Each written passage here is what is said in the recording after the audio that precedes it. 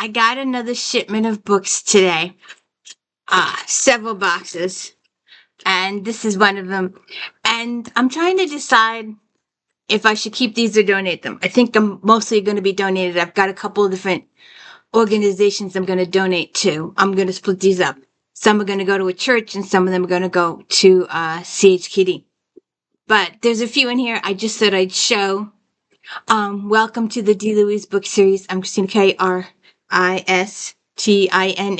This is where we read books, talk about books, no special effects, no theme music, none of that fancy smashy stuff going on here. And I'm not very good at making thumbnails. I'm not very good at making titles. So if you could please share and let everybody know. I just want people to know I exist. I'm not even really interested in monetization.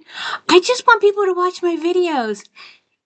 This lady the other day, she was going on and on about how her normal videos do 80 to 100,000 and a low day for her, a sad day for her is 20,000. I'm like, I would be very, very happy for 10 or 20 views, not 1,000, just single 20 double digits here. That's where my channel stands. If you could help spread the word. So we check this out. Oops, sorry.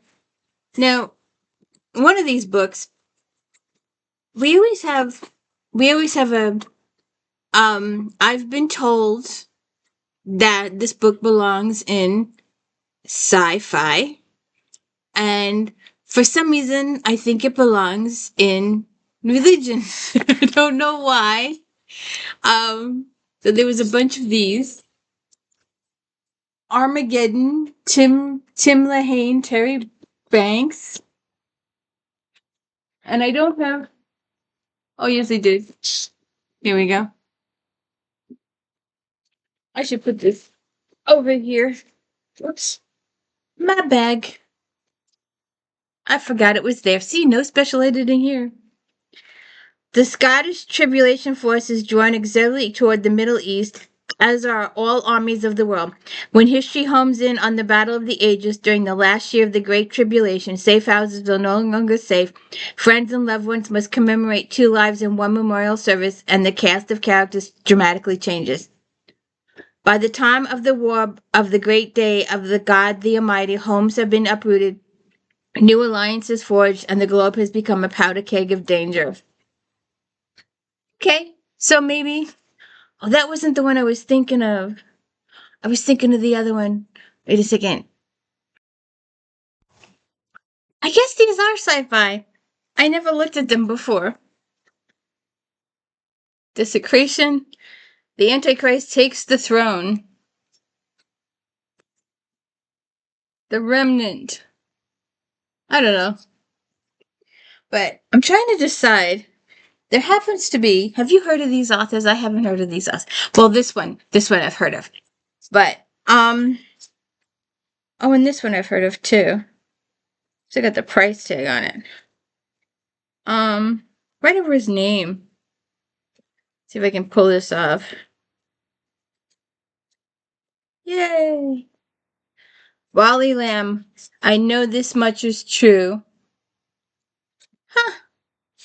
On the afternoon of October 12, 1990, my twin brother Thomas entered the Three Rivers, Connecticut Public Library, retreated to one of the rear study carrels, and prayed to God the sacrifices he was about to commit would be deemed acceptable.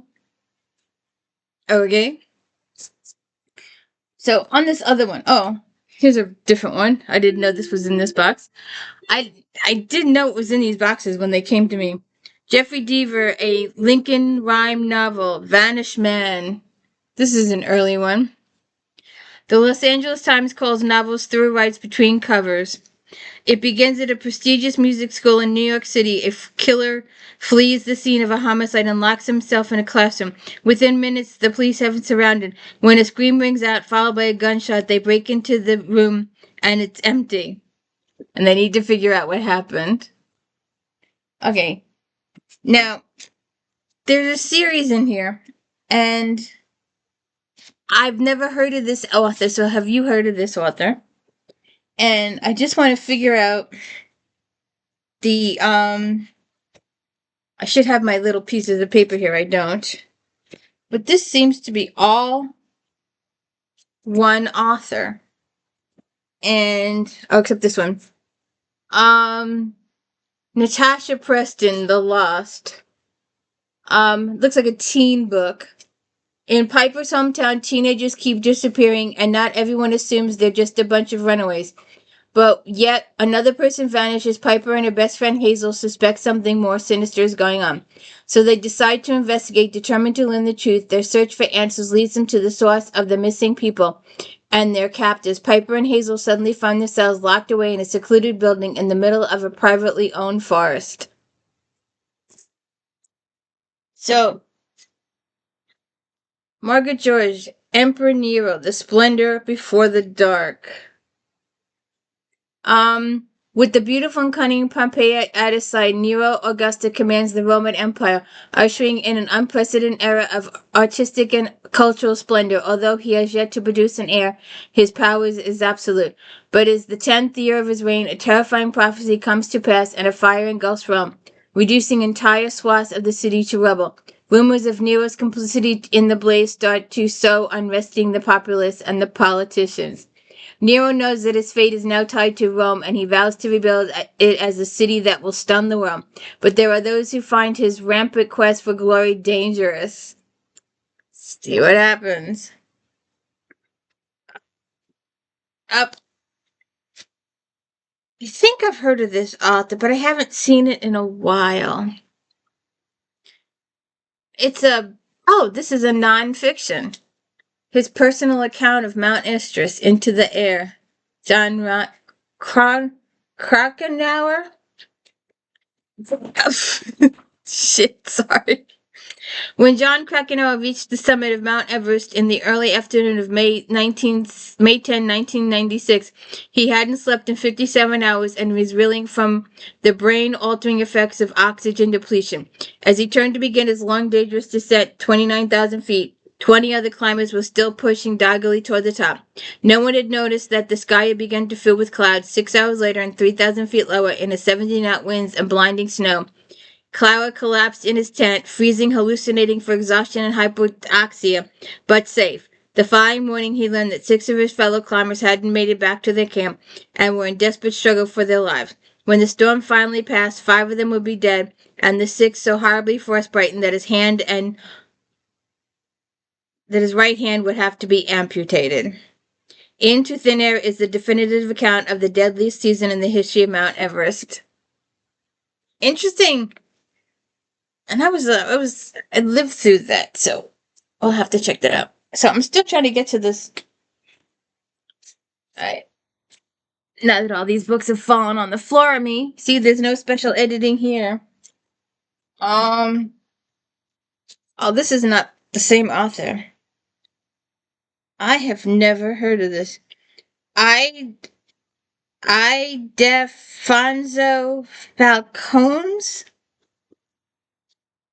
Cathedral of the Sea?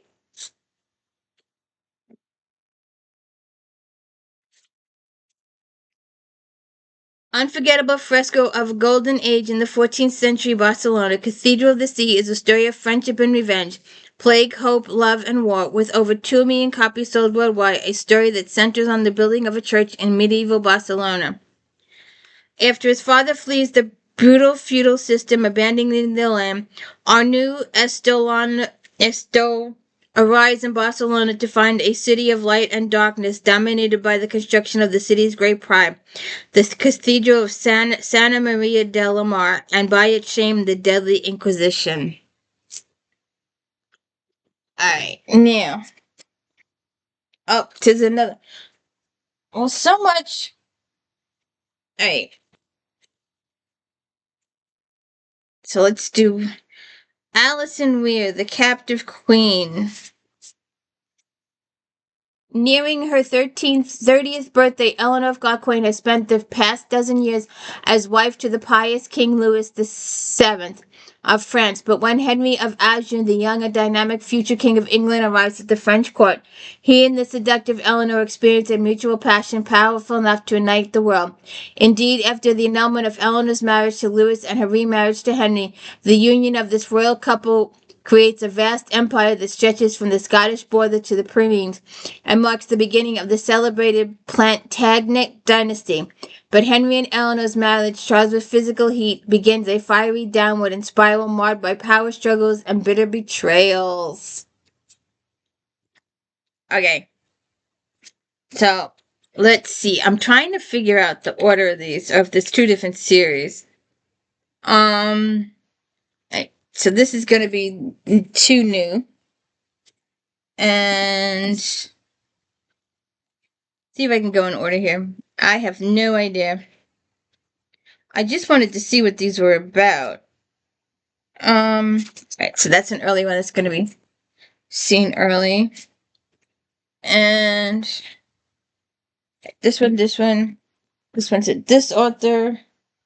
Alright, this one is this author.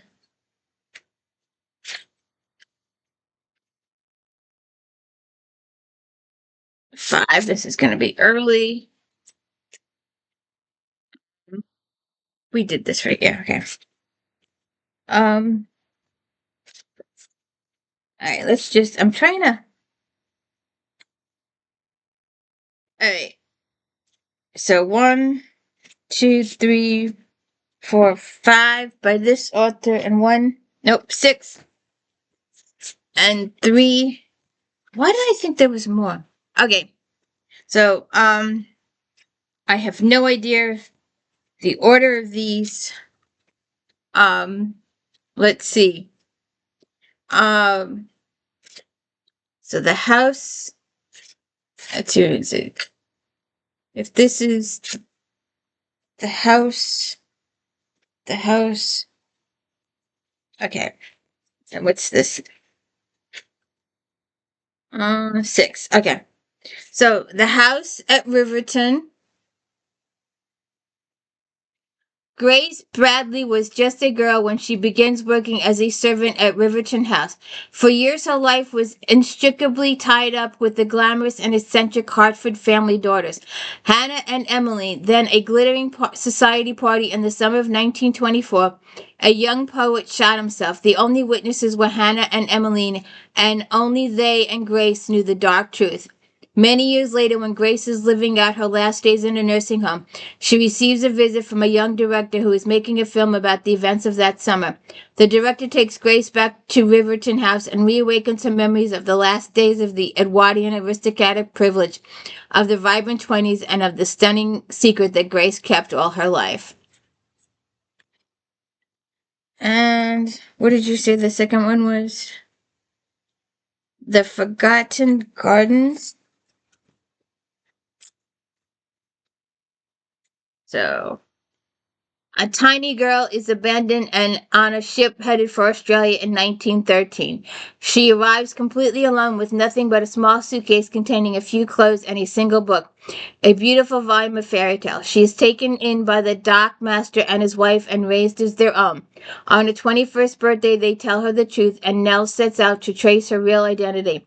Her quest leads her to Blackhurst Manor on the Cornish coast and secrets of the doomed Mount Traquair family, but it's not until her granddaughter Cassandra takes up the search after Nell's death that all the pieces of the puzzle are assembled. Okay?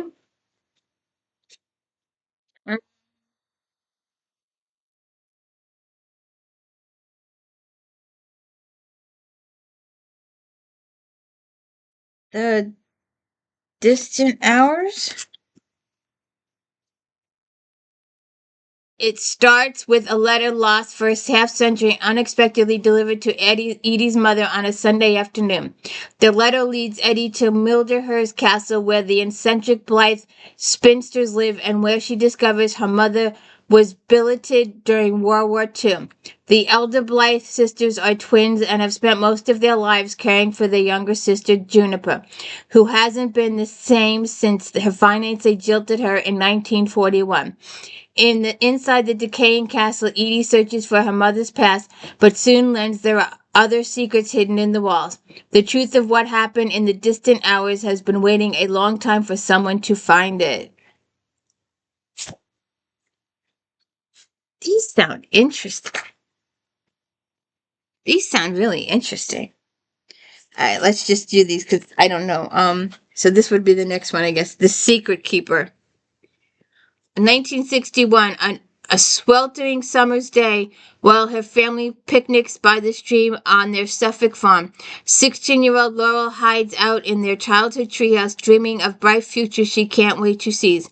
But before the idyllic afternoon is over, Laura will have witnessed a shocking crime that changes everything. 2011, now a much-loved actress, Laurel finds herself overwhelmed by shades of the past. Haunted by memories and the mystery of what she saw that day, she returns to her family house and begins to piece together a tale of three strangers from vastly different worlds, Dorothy, Vixen, and Jimmy, who are brought together by chance in wartime London, and whose lives become fiercely and fatally intertwined. The Lake House. On a summer evening in 1933, Eleanor and Anthony Eldrine's beautiful home in Cornwall has been opened for a grand party. But while fireworks bring the night to a finale, they discover that their 11th-month-old son, Theo, has vanished from his crib. Despite a long and thorough investigation, no trace is found, and Eleanor and Anthony close up the house and move to London with their daughters, Deborah, Alice, and Clementine, never to return. 70 years later, Alice Edvine became a famous author of best-selling mystery novels. She has her own ideas about what happened that summer long ago, but when she receives a letter from a young detective inquiring about an unsolved case, Alice is drawn back into the past and to the truth locked away in the lake house.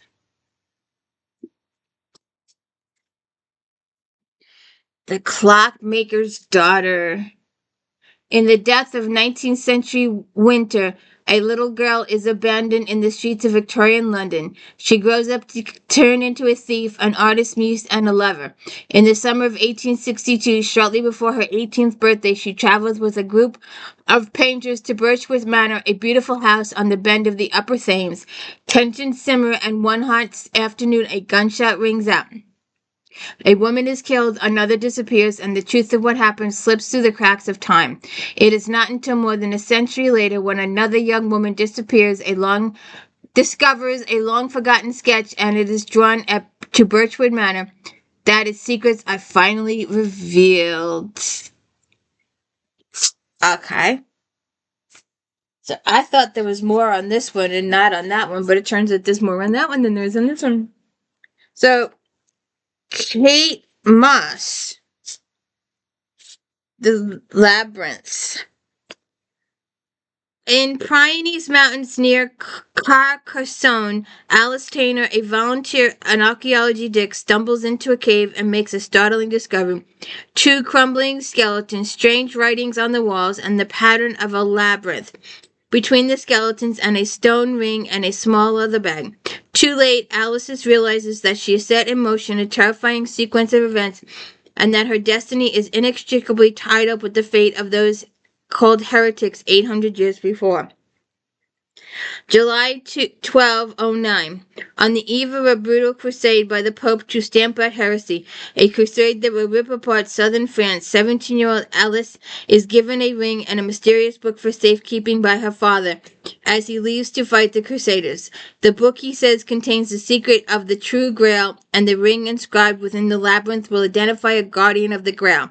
As crusading armies led by the church potentates and the nobles of northern France gather outside the walls of Carcassonne, it will take great sacrifice to keep the secret of the labyrinth a secret and guarded for the 1,000 years. The sepulchre? You know, my clock is forever going up. Kate Moss's Sepulchre. In 1891, young Leonie Vanier and her brother arrive at the home of their widowed aunt in Rennes-les-Bains in southwest France. But nothing is as Leonie has imagined. No graying dowager, their aunt is young, willowy, beautiful, with a melancholy air that suits the estate, a subject of local superstition.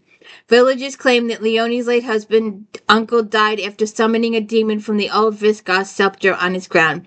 More than a century later, Meredith Martin, an American graduate student, arrives in Rennes-les-Bains while researching the life of Claude Debussy. Haunted by a tarot reading she had in Paris and possessing the mysterious deck of cards, she checks into a grand old hotel on the site of the famous mountain estate destroyed in fire in 1896.